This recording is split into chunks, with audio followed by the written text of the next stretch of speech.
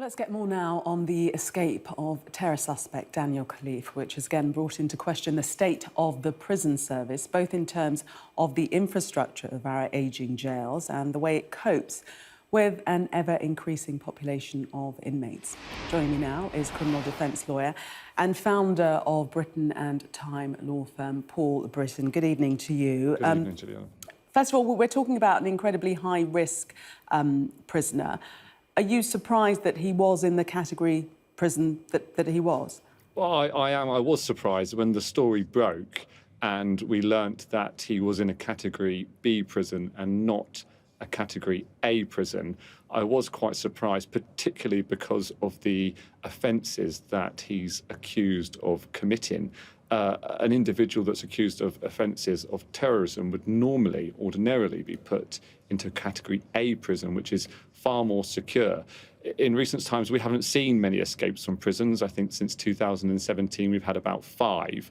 Most escapes are when prisoners are in transit, either between police stations and the prison itself, or from the prison to a courthouse, or back again. So this is a very rare thing to happen. When I visit clients in jails, whether it be a Category A or a B, it's terribly difficult to get in. So to hear that someone has managed to weave their way through Wandsworth Prison, find a vehicle, cling to the bottom of it, or strap oneself to it, I'm totally shocked by that. And would you have thought that with his military training, with that sort of background, he would have been under particular scrutiny? Well, that's a really good point. I mean, we're supposed to have one of the most sophisticated armies in the world. There is no doubt that Mr. Khalife would have been trained in escaping if he was ever caught by an enemy. He's probably monitored the movements of guards and vehicles and how the system works from the inside out, and he's used that to his advantage. And no matter his previous training, his military training, he couldn't have carried this out alone, could he? I very much doubt it. As criticism as there is of the prison services in this country, a Category B prison, if I go to see a client, and quite often I do, you'll have one jailer that will take you through a certain amount of doors, and then they will disappear back the way they came, and someone from the inside will come with a separate key to let you through the next doors. There's no one that has one key to get through every single door. So, yeah, I find it very surprising, and I do think that his military training would definitely have played a part in this, and really should have justified him being into the Category A prison and not a B. Mm.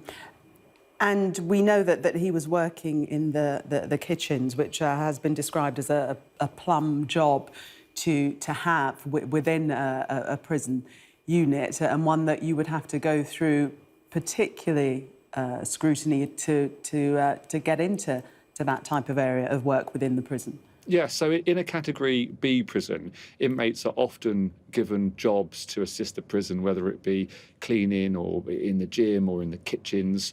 In a Category A, you wouldn't get that. They are very separate cells and blocks, so he wouldn't have had the luxury or privilege of doing things like that. He would either be in a Category A, he would be served his foods through either a hatch, depending on which class within the Category A he sits. There's a standard class, there's a high, and there's an extreme risk of escaping in a Category A. But in a Category B, it's not uncommon for inmates to be given jobs within the prison. They do get a slight subsidy or pay for it, but it definitely is an opportunity to escape. What we learn from Mr. Khalife is that he's in a chef's outfit. I doubt it's the type of chef's outfit that you and I would know when we go to a restaurant. It will probably be some sort of PPE that resembles that. But once escaped, you kind of stand out like a sore thumb. You don't see people in the street wearing, white overalls, bright white overalls anyway.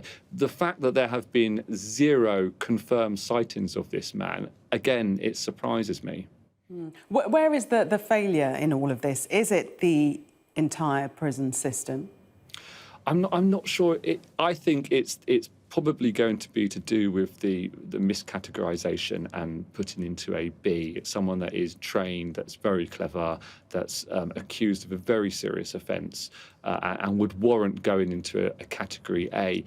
It's almost common sense that you would put them into a category A and not a category B. Paul Britton, thank you very much for Thank you for speaking having to me. us this evening, criminal defence lawyer there. Thank you. Thank you.